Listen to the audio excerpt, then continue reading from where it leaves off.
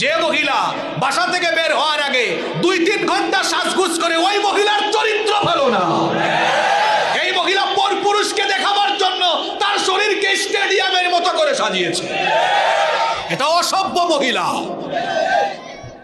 নিজের সৌন্দর্য only for your husband, আপনার স্বামীর জন্য। সাজগুজ যা করতে পারেন স্বামীর জন্য করেন।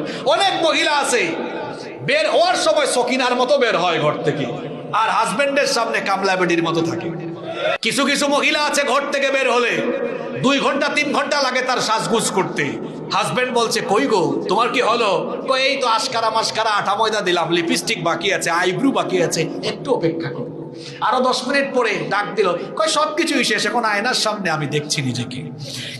আচ্ছা, আপনি ঘর থেকে বের হবেন, কোথাও যাচ্ছেন, হতে পারে বিয়ে শাদী বা কোনো প্রোগ্রামে, আপনি ঘর থেকে বের হবেন, আপনার তো 2-4-5 মিনিট বা 10 মিনিটের বেশি লাগার কথা না। আপনি ফ্রেশ হয়ে বোরখা পরেই চলে যাবেন।